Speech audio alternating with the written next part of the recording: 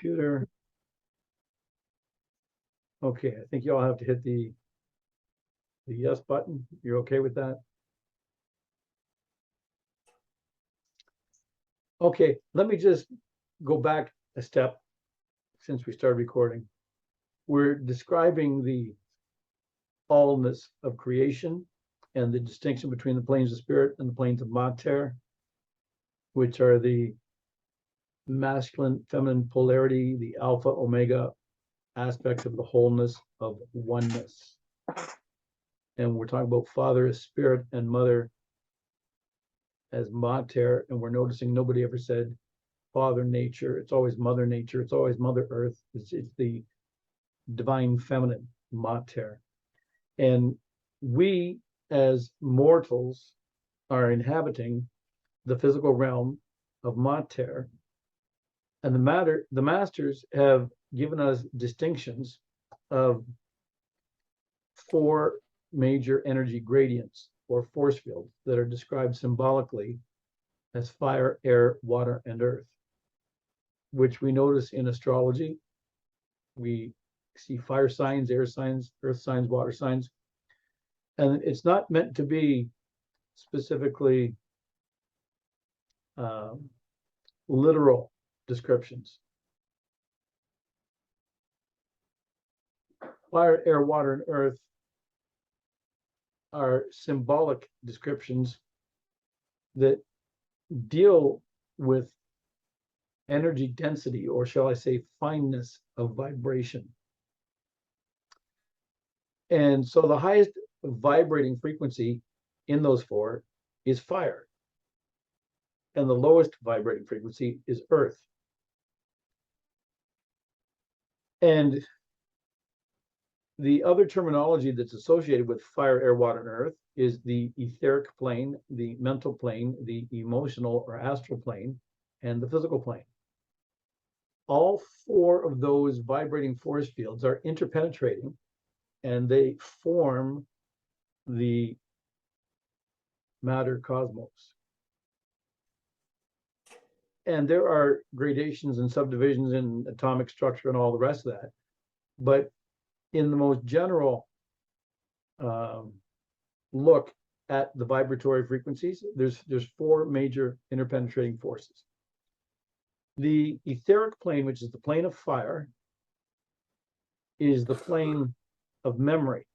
And all of our past life embodiments are stored in the Akashic records on the etheric plane. And the next level down, as in not vibrating at such a high frequency, is the mental plane. And all the activity of the mind is operating on that level. And the next level down, vibrating at a slower frequency, is the astral plane. And then in the lowest frequency, we have the physical plane. But all 4 of these are part of what we call the physical world. They're all interpenetrating. And this astral plane is a very, very interesting dimension, because we all have consciousness in the astral plane. We all have consciousness in the mental plane. We have it in the physical plane. We have it in the etheric plane. But along with our consciousness, these planes of vibration exist throughout all of cosmos, and they are indeed worlds unto themselves. So that you can learn to do astral travel, which I learned in 1975. And I remember the first time I managed to get out of my body, and I was in the astral plane, and it was a whole another universe. It was extraordinary. But I didn't know how dangerous it was.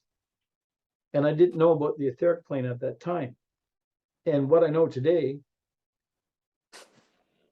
is profoundly enhanced. And the astral plane contains all the negative emotional energy of everybody on the planet.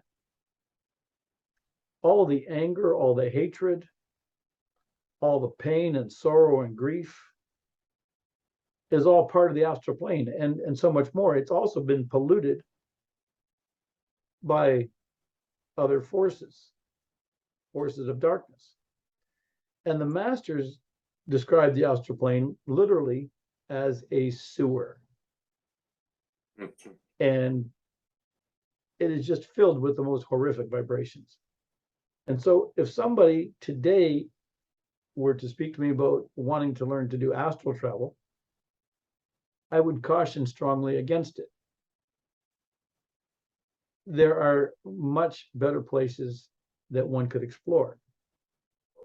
What the masters actually teach is soul travel, so that you're not in your astral body, because just like there are 4 planes of consciousness, we have 4 bodies. We have an astral body, a mental body, an etheric body, a physical body, all 4 interpenetrating, all existing in this vehicle. And so we can exit through the solar plexus into the astral plane, or we can exit through the third eye into the etheric plane and be vibrating on a whole different level and operating in a whole different vehicle, in our light body rather than in our dense astral body. And what the masters have, there are cities on the astral plane, there are cities on the mental plane, there are cities on the etheric plane. And on the etheric plane, the masters have their retreats where souls go there for study, for healing, in between lifetimes and during sleep. And so in the retreats of the masters, you will find what we call the universities of the spirit. And we have the curriculum, and we can tell you which masters are holding which type of classes and when the schedule is and how to get there. And you can be attending classes at night while your body sleeps. And indeed, most of us have already been doing so as preparation to discover, to encounter the teachings of the masters here in the physical plane. So that the fact that you're here with us today, Andre, largely is evidence of the fact that you have already very likely attended classes with the masters in the years coming up to discovering us. The etheric plane has 7 major cities. We have extensive teachings about this. We have one master, an ascended lady master, whose name is Leto, who specializes in teaching soul travel, who invites us to come to her retreat specifically to learn soul travel and perfect it. Her dictation we have available. We've got it on one of our YouTube channels. And the appropriate PDFs with the retreat schedule and curriculum and the retreat prayers and the instructions for how to get there. We've got all that in PDFs, and we can send that out to you this afternoon. And that is one of the things we like to have students encounter very early in their entering this course of study, because there's so much more that can be accomplished during sleep, and we don't want to miss that opportunity. So it's in the early stages. We always present that to the new incoming students. And there are actually some websites with some of the content. I think the more important material we're going to send by email. And I'll just open it up for questions at this point. You've been waiting for me to talk about this for a few weeks, Joseph. Yes, I really appreciate the opportunity. I wanted to give the first questions opportunity to Andre, if you would like it. Yep, go ahead. Okay. Well, so if I've been paying attention correctly, you said at the top it's the etheric, and then we have the astral, right? And mental. And then the mental, and then the astral, then the physical? Yes. Okay, absolutely. So then, can you describe any particular value that the astral would offer God or consciousness, other than being a dumping ground. Like I If, do see it definitely in that way. if the astral plane were a pristine environment, and there are planets and realms in which it is a much more pristine environment, where it Mm, hasn't been polluted, it hasn't been infected, it hasn't been contaminated by sinister agenda, yeah. uh, it becomes an emotional amplifier. Mm, And so in precipitating anything, emotional content and the intensity of emotional content is what is going to propel and compel that precipitation to manifest more powerfully and more quickly. And so when people put their feeling into something, mm-hmm. they're going to get the results a lot faster. Unfortunately, here on Earth, feeling is often very contaminated, very confused. So there is a purpose to it. It's not something I put a great deal of study in. I've looked at the condition of the astral plane on Earth and said to myself, I don't need to really spend much time even pondering that. I'm going to put my attention on a higher realm, and it's just my personal choice. Mm-hmm. It certainly could be explored. I ran into an individual last year who said he wanted to study demonology. I wanted to say to him, I hope you change your mind, because I can tell you what I went through. And Yeah. I've had my experience of having to fight demons and been hurt and surprised way beyond what I expected. And Mm-hmm. I prefer to put my attention whenever possible on much higher vibrations. Mm-hmm. Yeah. Yeah, absolutely. Do you think it's fair to call the astral realm the abstract realm? Wouldn't disagree with that. Perfect. Enlighten me, please. Myself, If you feel able to do so. You said you would or would not disagree. no, I would not disagree with that. The abstract world, yeah, no, not at all. I would have to say pretty much a sewer like you were describing it. And I really don't care to go there, but for some reason or another, I've been going there while I've been sleeping. And yeah, I don't care much for it. I prefer to go to the soul. That's where I want to go from my third eye, as you describe it. Yes. Yeah, no, it's very dense and thick Hmm. in the astral realm. I would have to say, I would describe it. A lot of evil entities cruising around in there. They really don't pay a whole lot of mind to me. They look at me and let me pass, as I've described to Christelle, somewhat untethered. I'm not sure exactly why, but I can clearly see it's like they don't really want to have anything to do with me. It's a little weird. Well, there's an interesting, shall we say, condition of consciousness that in the beginning, when people enter the teachings of the masters, they don't have the ability to know this.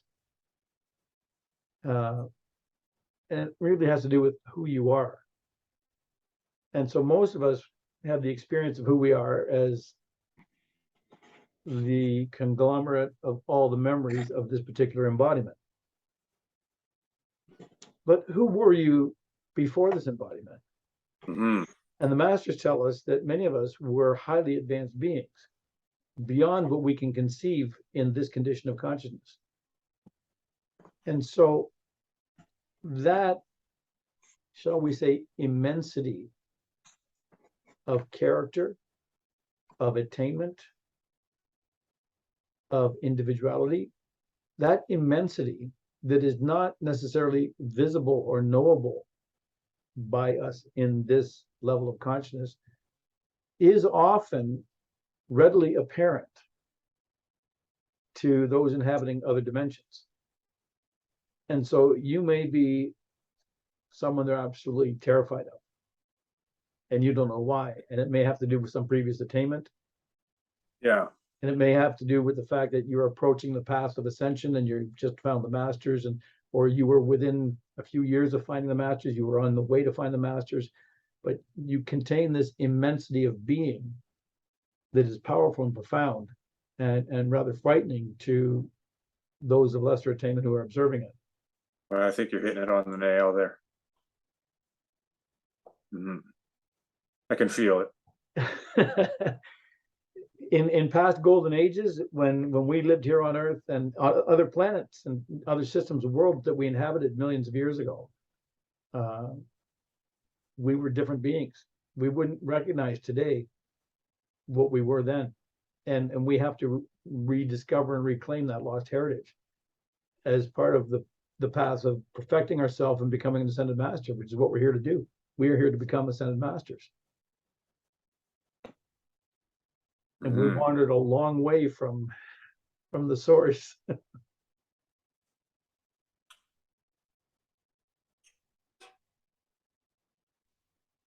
Well, that's certainly what it. Go ahead. I was going to say, it must have been worth it. It has to have been worth it. Absolutely.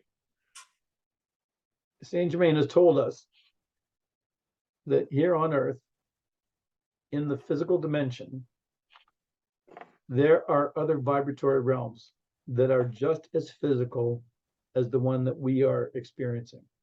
They're part of the physical plane. But just like you can turn the dial on a radio to a different channel, there are beings who can turn the dial of their consciousness to another frequency and just as easily inhabit another dimension. And it's not in the spirit realm. It's still here in the physical plane. And there are entire civilizations living here on the physical plane, on this planet Earth, inside these other dimensions. And some of them have the ability to interact with us, and some of them do not. Some of them are totally separate. And so the evolutions that are going on here on planet Earth are just truly astounding. Now, when you go into the astral plane, you have a similar phenomenon. And you have evolutions, many not of this world, many of extraterrestrial origin, with various types of spacecraft and technology that have the ability to hover in the astral plane and then lower their density and suddenly appear in the physical plane and then back out. And often up to very nefarious activities. And so the realm of the astral plane and what goes on and what lives there and what inhabits there and what agenda they have and how they accomplish what they do is, I would have to say, beyond what we've ever seen in science fiction. I think our science fiction just scratches the surface of what else there is that's going on behind the scenes. And then behind that, there's the Son of Masters, there's the Lords of Karma. There's all kinds of things going on that are permitted to go on because of we have free will. And so that when we make wrong choices and we commit errors, the only way we're going to learn from them is suffer the consequence of the error. Cause and effect. Simple. You can't just stop the universe and change the rules because somebody got hurt. It was all laid out crystal clear in the beginning. We volunteered to come into embodiment. We understood there were risks. We understood the whole layout and structure. But we understood that in a much more expanded consciousness. And here we are now in the density of all this creation and miscreation and error and interference and hidden agendas and millions of years of it. So that we can't even recognize the source anymore. We can't even recognize where we came from, who we originally were, what is our purpose, how we get out of this whole mess. And people say, well, if there was a God, why does he allow war? Well, guess what? That's just a tiny piece of the puzzle. And if vibration and frequency and cosmic laws that allow this machine to operate the way it does were suddenly randomly interfered with by somebody saying, I don't like that law, I don't like that law, the whole system would collapse. It couldn't function. So it must run in the way that it runs. And thank God we have beings like the Lords of Karma with the immense abilities and wisdom that they have to stand behind the scenes and regulate to whatever degree cosmic law will allow. For example, you'll be pleased to discover that the masters have a particular, shall we call it a mandate, that transcends what might appear as cosmic law, where we notice interference from more advanced beings here on planet Earth, and we say, well, I don't like that. Aliens are abducting humans, and why is that allowed to happen? Well, it's just war on a bigger scale. But those students of the light who are on the path of ascension have an additional layer of protection around them, such that that particular type of interference is not permitted. It's not only not permitted, it doesn't occur. And there are legions of angels that ensure and prevent that type of interference. So there are certain blessings that we have as a result of attainment. The fact that we've endured so many lifetimes of whatever it took to get to this point in our evolution, to approach the path of ascension, to balance sufficient karma to encounter the teaching of the masters, which requires 10% of your karma to be balanced. We now step into a greater force field of protection so that certain of these interferences are no longer possible. And we'll take this understanding to the next level where it gets very comforting, is to discover, for example, Saint Germain has founded the Keepers of the Flame fraternity. And when people choose to sign a pledge and become a member of the Keepers of the Flame fraternity, they get even further benefit, such that Saint Germain is allowed now by the Lords of Karma to step into their life and offer greater benefit, greater blessing, greater protection, and the ability to move much more swiftly on the path of your ascension, so that you can complete in one lifetime what you have not been able to do in the past 1,000 lifetimes.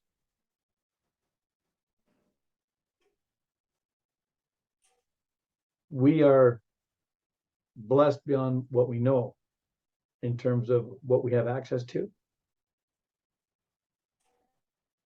And it's our greatest hope that we can find ways to share this with others who are looking for it. This truly is the way home.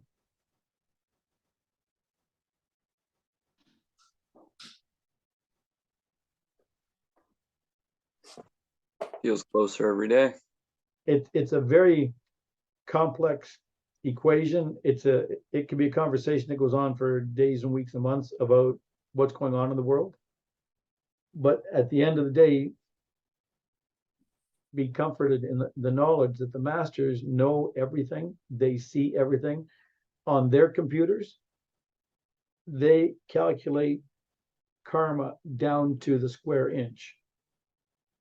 They know everybody who's in embodiment. They know everybody who's not in embodiment. They have the ability to read the Akashic records of all those souls in a blink.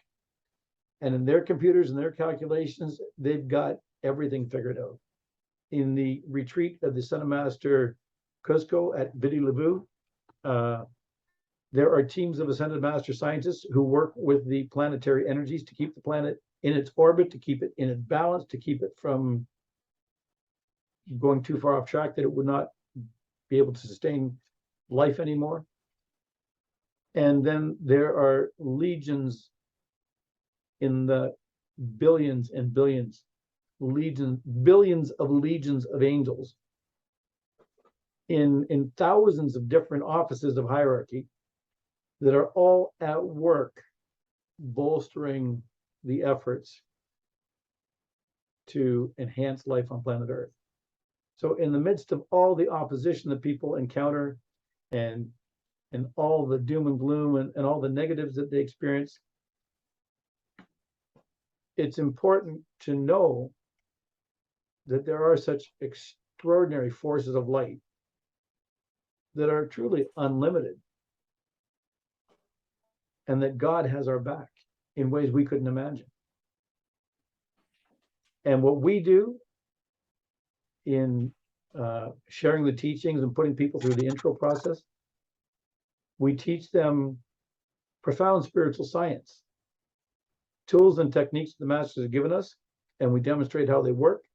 And we do it in a way that you can prove to yourself that it's all real, that it's not imagination or speculation or wishful thinking. It's actual spiritual science. And you'll be blown away to discover that with the science of the spoken word, you can benefit 100 million people just by opening your mouth and learning what the living word is and how to speak the living word and how to bless the entire planetary body with that. And so having that kind of an arsenal in your back pocket and having the kind of attainment of 100 or 1,000 lifetimes ago when you were an immense being of light, yeah, anybody on the astral plane that runs into you is going to be frightened. Isn't time an illusion?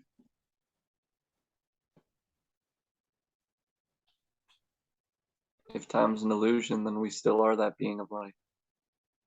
Well, that's never changed, and that's why we give the chart of the presence, and we spend so much time teaching the chart of the presence. And Saint Germain gave us that picture 100 years ago because it was important that we discover who we are as a divine being.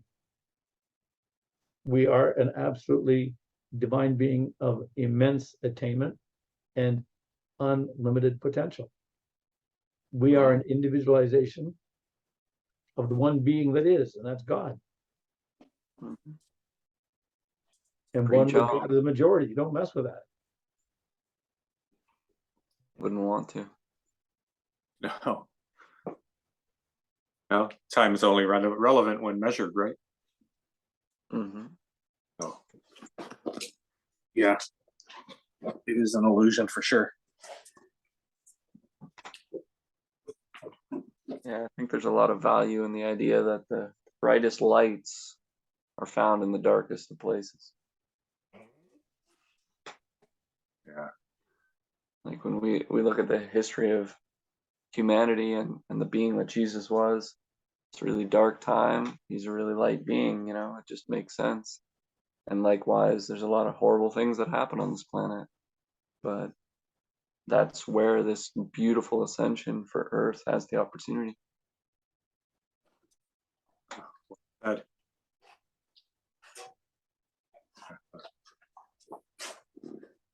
very nice for sure, yeah.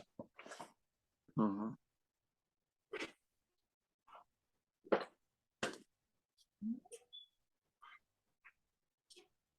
We are light. Mm-hmm. We are light. And I think I showed the photo last week with the coils of light, didn't I? I saw it a few weeks ago. I wasn't here last week, but I saw it a few weeks ago. I'll just go back into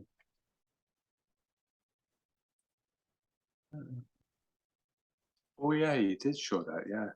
That's very, very interesting. yeah, I'll put that out again.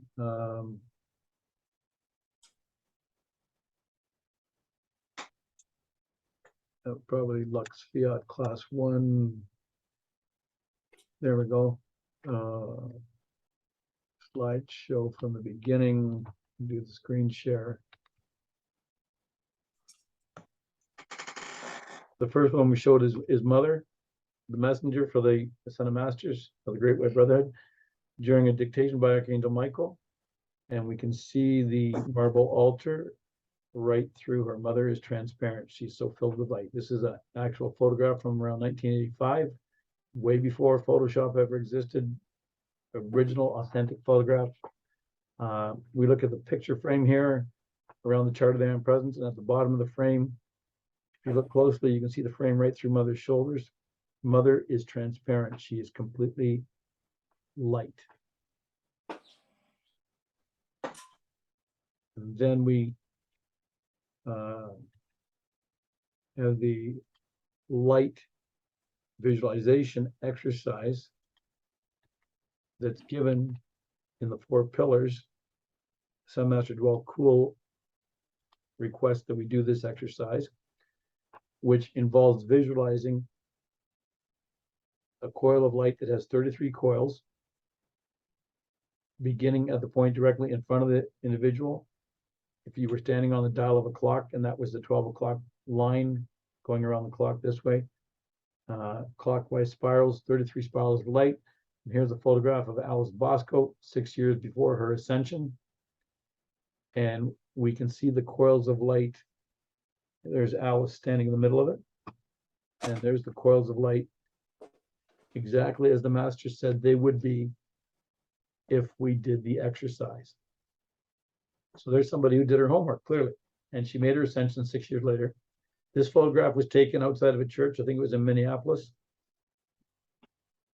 And it's just one of those amazing pieces of evidence of how real this teaching is.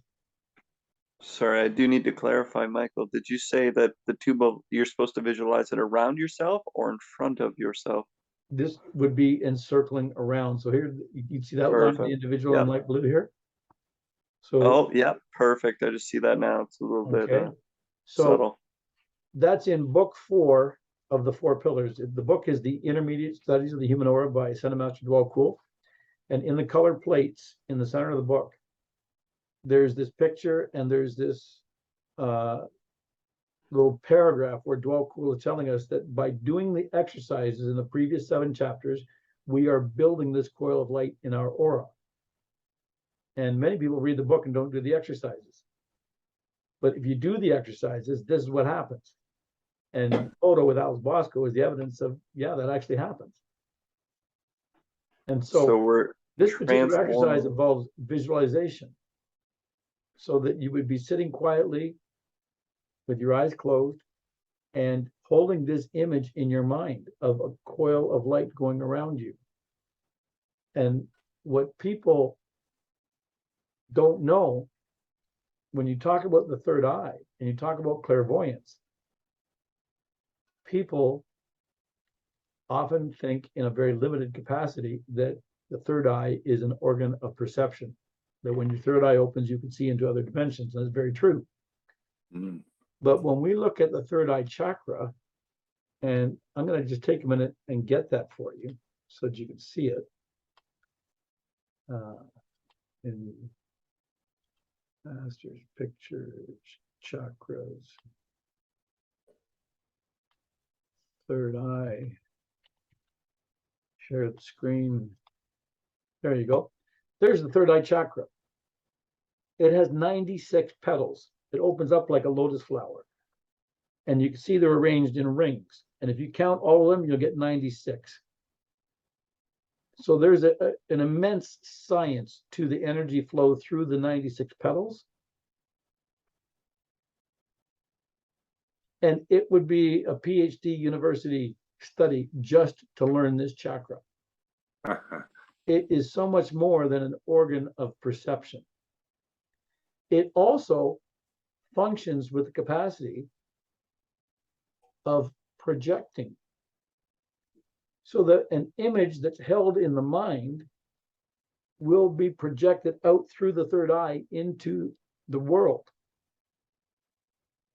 And that's part of the answer to the question, how do you build the coil of light? Just by visualizing it. Well, by holding that image in your mind, it's actually being projected out into the world. And so that when we're doing prayers and affirmations and decrees and mantras, I've always said it's a 7-dimensional experience. You have 7 chakras to be involved in the procedure. speaking the words is very one-dimensional. It's involving the throat chakra. But what's in your heart? What's in your mind? What are you imaging it, projecting through the third eye? What is the crown chakra emanating through its 972 petals? What are all 7 chakras doing while you're performing the exercise? And so when you add the functionality of the third eye through the process of it, intense visualization, and it's an exercise, and it requires exercise to strengthen that ability, to strengthen, shall we say, the mental muscles that are involved in projecting the visualization out into the world. And so we go to, let me get Lux Fiat for you again. This is our first Zoom class. No, that's, pardon me. That was the cloud. Here we are, first lesson details. I'll just share that screen. We call this class Lux Fiat because it means let there be light. It's the beginning of the journey.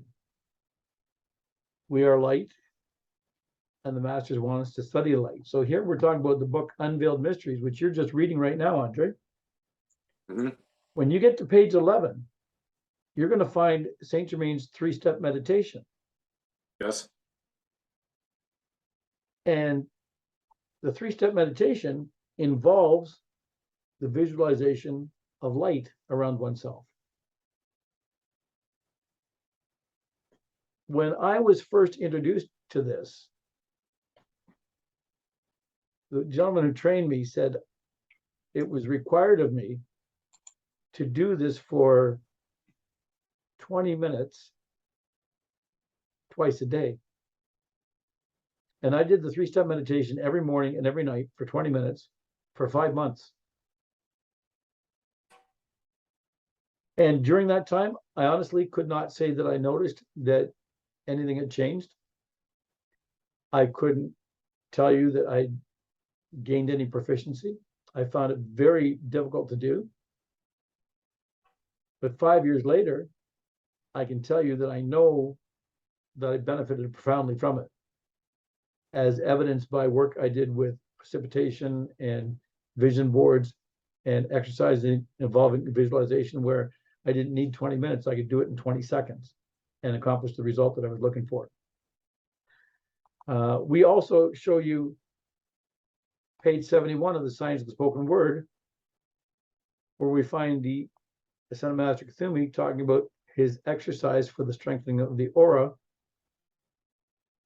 And to the student willing to experiment with cosmic law, one of the first exercises I wish, therefore, to give to the students involves a 3-fold action. Begin by visualizing the 3-fold flame expanding within the heart, and seal yourself and your consciousness in a globe of white fire. And then reciting the word to this mantra, I am light. But I thought how interesting that the teaching that Saint Germain gave in 1930s is then reinforced in the 1960s by the Ascended Master Kuthumi with the very same exercise, sealing your consciousness in a globe of white fire or a cloud of white light. And it's considered to be one of the foundational exercises. And so we give that to the students in the beginning. And you won't know until you try. And it's not the type of thing, like I said, I didn't experience anything of doing it for 5 months. There was nothing I could recognize to say, hey, this is working. But 5 years later, I can tell you it worked well. And some of these things are like that you just have to do them and know that something's going on a level that you're not aware of, and trust the masters that they wouldn't give you something to waste your time. It will have benefit down the road. It will be very, very important. And when we look at the photograph of Alice Bailey with the 33 coils of light, and we look at the teaching the masters give about creating the deathless solar body which is the vehicle that we will wear as an ascended master, I would suggest that the 33 coils are basically like the skeleton of that body. Hmm. So there's a lot of work involved in creating that body. And we read it in the Bible. We will be changed. And that which is corruptible cannot enter the higher dimensions. We have to put on a new body. It has to be a light body. It has to be one that we actually build and create here. And part of the process of building it is visualization, and part of it is dedication, and part of it is affirmation, profound science to it. And no secrets. The masters reveal everything, absolutely everything.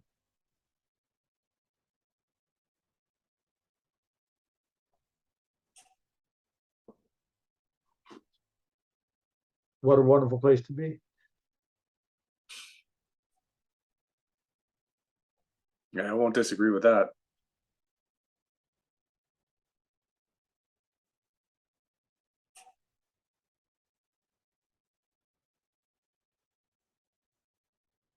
Indeed, Kathumi's mantra, I am light,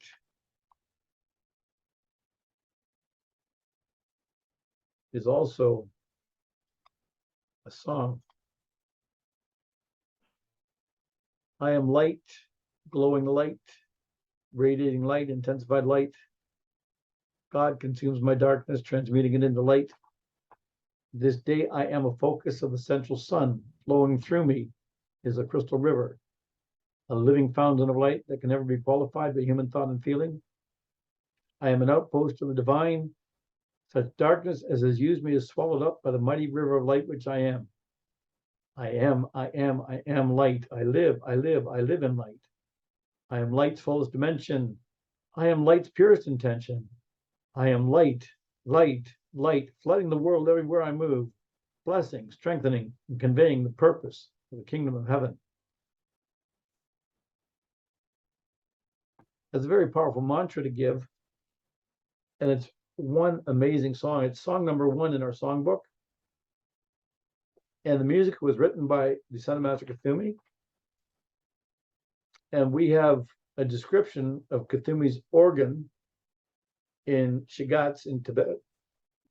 There were students in the 1800s that went to Tibet and met Kathumi and talked about what it was like to be with him, what his house was like, described his house. The organ that he built was L-shaped, and each section was probably close to 6 feet long, if I recall. And the 2 sections of the keyboard almost made a wall in the house. And so Kathumi built it so it had keyboards on each side, and by shifting a lever, you could convert it from a piano into an organ. And on this instrument, he played music that specifically was keyed into higher frequencies that would attract angels. As soon as he would start to play, angels would come. And there was a dictation given by, I believe it was Kathumi, back around 1970s or 1980s sometime. And during the dictation, there was an amazing sunset, like almost supernatural, so amazingly beautiful. And in the middle of the dictation, Kathumi commented, and while I'm speaking to you with my keyboard, I am producing a painting of the skies. So there was an understanding the vibrational tones that he was emanating from the keyboard were actually causing colors, and he was painting the skies specifically for the students, and they were absolutely able to see it. So just wonders never cease in the realm of the masters.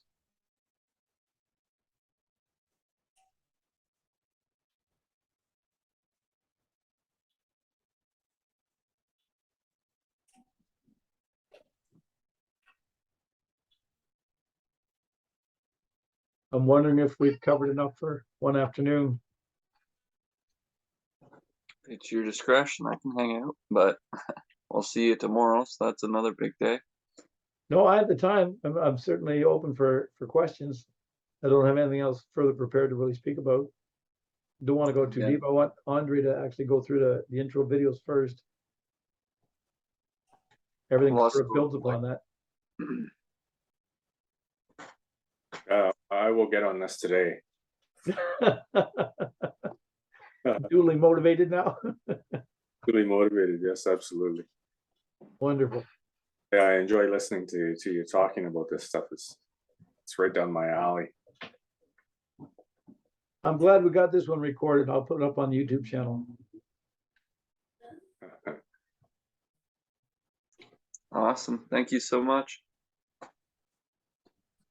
My pleasure. Thank you, Michael. Very nice to meet you, Joseph. It was an absolute pleasure. I'm sure I'll meet you again. Until next week. Thank you for joining us. Thank you. Have a good afternoon, gentlemen. Good You afternoon. too. Thank you.